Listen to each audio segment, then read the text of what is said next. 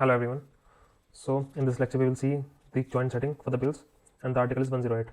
So वैसे तो Rajya Sabha and Lok Sabha independently function करते ही हैं, लेकिन जब भी वो इकट्ठा आते हैं तो तब हम उसको कहते हैं जॉइंट सेटिंग. ठीक है. सो एक तो जॉइंट सेटिंग की जाती है सिर्फ बिल्स के लिए. मान लो बिल्स में कोई किसी भी रीजन से बिल पास नहीं हो पा रहा, जिसके लिए कंडीशंस होती है, तो अंडर आर्टिकल 108 क्या क्या प्रोविजंस दे रखी है वो हम समझेंगे. लेकिन खाली बिल्स के अलावा भी कई ऐसे मौके होते हैं जहाँ पर दे कम टुगेदर एंड उसको भी हम जॉइंट सेटिंग ही कहते हैं. फॉर एग्जाम्पल 31 जैन को जैसे प्रेसिडेंट एड्रेस करते हैं बोथ द हाउसेस, इन उसको भी हम जॉइंट सेटिंग कहते हैं. ठीक है, क्योंकि वहाँ पर दोनों हाउसेस साथ में होते हैं. सो आपको 30 जून 2017 में याद होगा, तब भी दोनों हाउसेस साथ में बैठे थे, क्योंकि 1 जुलाई 2017 को GST has to be implemented. So president calls for joint setting to welcome momentous step in the history of the administration. So अगर कुछ बहुत बड़ा होने वाला है in the history of administration, तब भी प्रेसिडेंट जॉइंट सेटिंग के लिए बुला सकते हैं, या कुछ बहुत बड़ा अनाउंस करना गवर्नमेंट को, उसके इसमें जो वो सब भी जॉइंट सेटिंग से कहलाती है. लेकिन हम यहाँ पर समझने के लिए बैठे हैं joint setting for the bills, कि बिल्स में क्या क्या ऐसी कंडीशंस जाती है जहाँ पर जॉइंट सेटिंग कंडक्ट की जाती है. एंड आर्टिकल 108 इसके बारे में बात करता है. तो व्हाट आर दोज कंडीशंस? पहले हम कंडीशंस देख लेते हैं.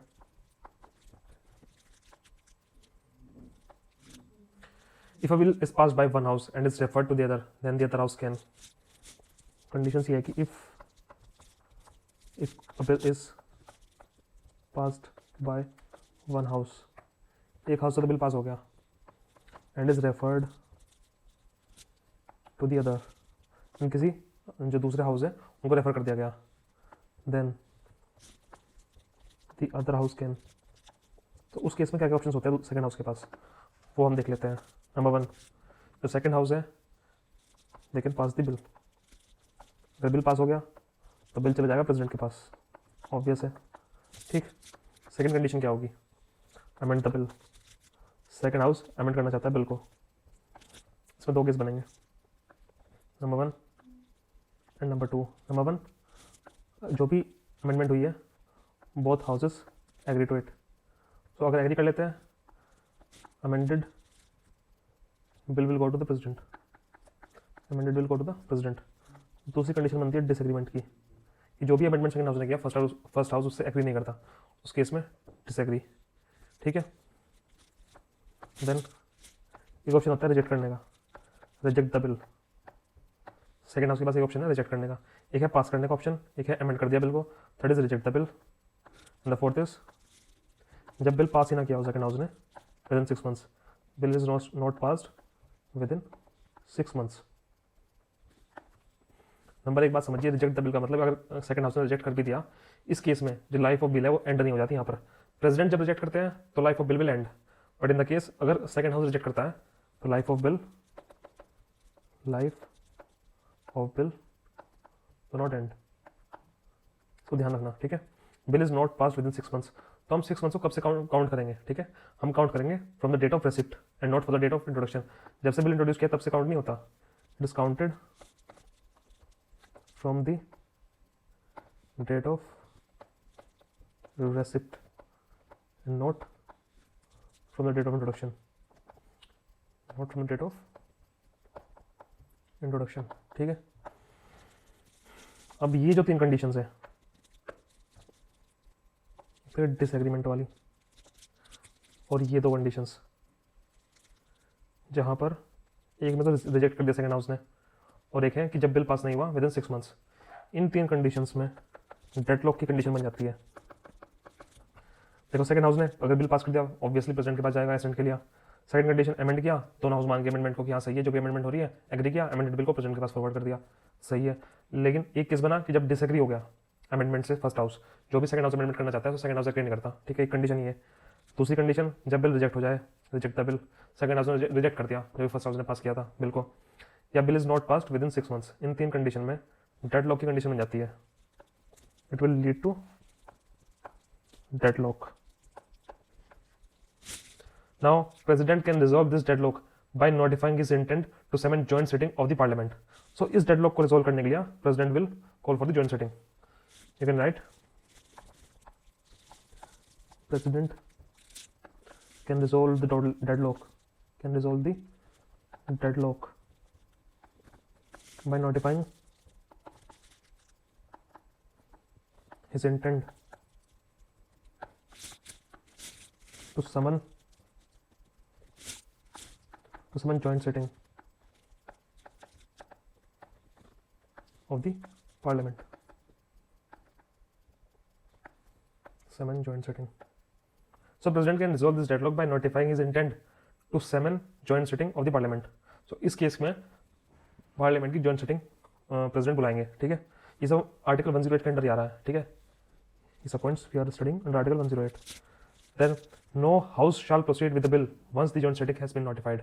एक बार प्रेसिडेंट ने अनाउंस कर दिया फॉर द जॉइंट सिटिंग, उसके बाद कोई भी हाउस इसके कुछ भी एक्शन ले सकता है, ठीक है। You can write this, no house shall proceed with the bill. No house shall proceed with the bill once the joint sitting has been notified. Once the joint sitting has been notified.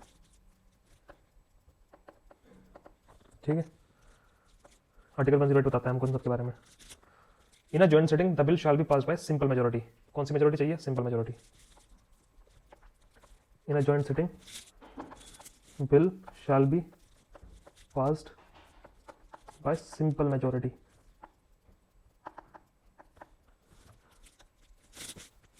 Only the following amendments could be introduced. Only the following amendments could be introduced. अगर कुछ amendments करना भी चाहते हैं तो सिर्फ जो ये मेंशन कर रहा हूँ यही की जा सकती है. Amendments over which both the house disagree. Amendments over which both the house disagree. And amendment necessary. And amendments necessary due to delay in the passage of the bill. So दो तरह की अमेंडमेंट की जा सकती है. वो amendment जिस पे दोनों हाउस सहमत हो जाए वो अमेंडमेंट कर लो, कोई दिक्कत नहीं. और विच बोथ द हाउसेस, या जहां पर डिसएग्रीमेंट बना हुआ है, ठीक है, वहां पे अमेंडमेंट कीजिए, दोनों हाउस तैयार है, कोई दिक्कत नहीं, वो कीजिए, ठीक है. या अमेंडमेंट जो नेसेसरी है जिसकी वजह से बिल को पास होने में देरी हो रही है वो अमेंडमेंट आप कर लीजिए, नो इशू, ठीक है. And the decision of the presiding officers and the decision of presiding officer regarding whether an amendment is admissible or not shall be final. So जो amendment अगर joint sitting में की जा रही है क्या वो admissible है, क्या वो acceptable है, इस पर सिर्फ फैसला लेने का अधिकार होगा presiding officer का, ठीक है. regarding whether an amendment is admissible or not shall be final. And the decision of presiding officer regarding whether an amendment is admissible or not shall be final. यहां पर आर्टिकल 108 खत्म हो जाता है. Article 108 ends. ठीक. Write some more points. Under article 118 the president can frame rules to regulate joint sittings. Article 118 के तहत president can frame rules for joint sittings. ठीक है. Therefore, the president has framed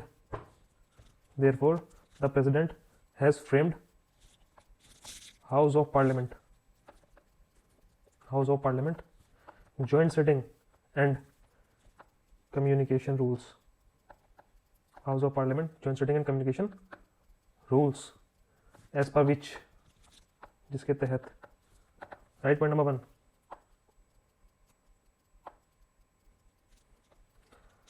मैंने आपको बताया under article 118 president can frame rules to regulate joint sitting. President कुछ ऐसे rules बना सकते हैं जिनके तहत वो जॉइंट सिटिंग को रेगुलेट कर सकते हैं. देयरफॉर जो प्रेसिडेंट ने कुछ रूल्स फ्रेम किया है उनका नाम है house of parliament joint sitting and communication rules, as पर विच, जिसके तहत, अब मैं बता रहा हूँ इसके तहत क्या क्या उन्होंने मेंशन किया रूल्स में.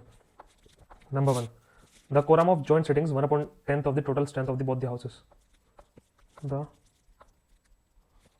Quorum of joint sitting is 1/10 of total strength of both the houses. And what does quorum means? Quorum means minimum number of people needed to hold the meeting. Minimum number of people needed to hold the meeting.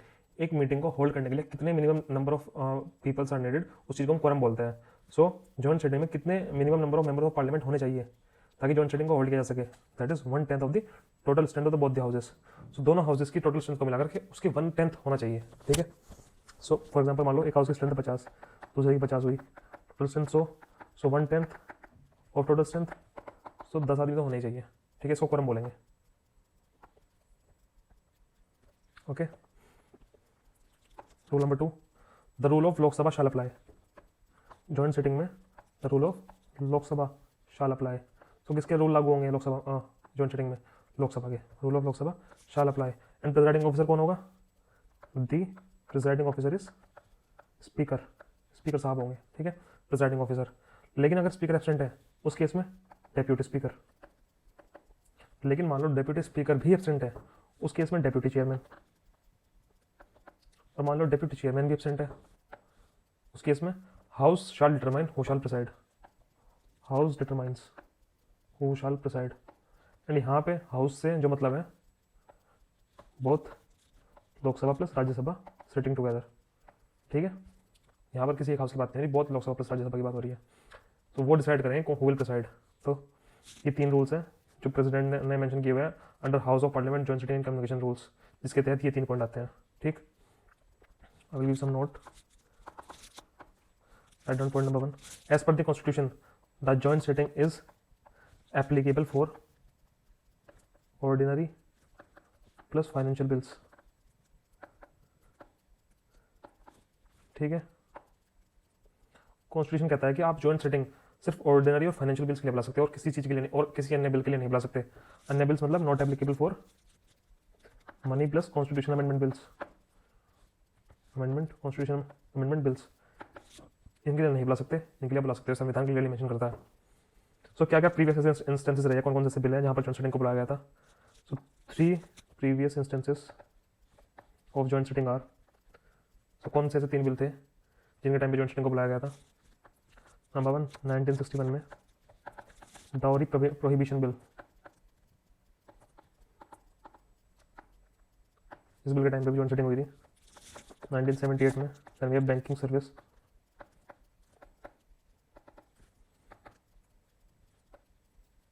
amendment bill, and third was in 2002 prevention of terrorism bill। इसके बाद से तो किसी ऐसे ordinary या financial bill के लिए कभी भी जॉइंट सिटिंग का गठन नहीं हुआ, लेकिन 3 ऐसी कंडीशंस हैं, 3 ऐसे इंस्टेंसेस हैं जहाँ पर जॉइंट सिटिंग हुई थी, ठीक है, इन 3 बिल्स के लिए, that is 1961, 1978 and 2002। So joint sitting for bills के लिए मैंने आपको पूरा अच्छे से एक्सप्लेन कर दिया, आर्टिकल 108 उसके सारे प्रोविजंस बता दिए हैं, ठीक है। प्रेसिडेंट ने क्या रूल्स फ्रेम बनाए गए हैं फॉर द जॉइंट सिटिंग, उसमें क्या क्या सब पॉइंट्स हैं वो सब क्लियर कर दिया है। So that's all, thank you so much.